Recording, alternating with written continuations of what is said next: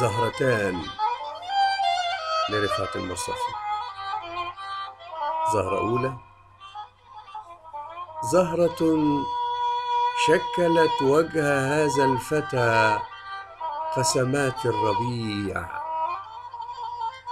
أرخت أضلعا للشذا، عبقت في خشوع.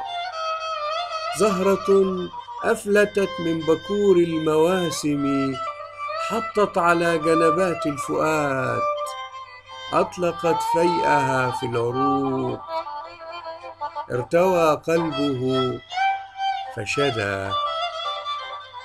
سرها في الخفوق زنابق للأمنيات، وحلما تخبئ فيه العذارى أريج الهوى المستطاب. ندى يكتسي حلقات الحقول اخضرارا، ويرسم للظامئين سبيل الرضاب. سنا يحتويه إذا ما اكتساه شحوب الظما، أو تأبت عليه مزون القصيد. زهرة شكلت وجه هذا الفتى قسمات الخلود، سرها في الوريد. زهرة ثانية: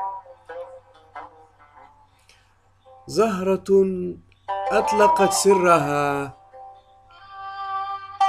فاستطاب الفؤاد المعنى، واستقام الخفوق المراوغ.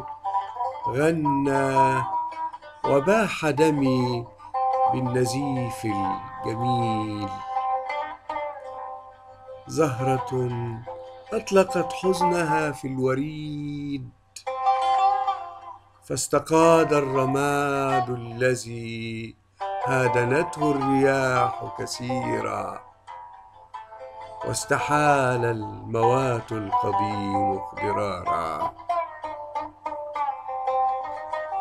مع خالص تقديري، رفعت المرصفي.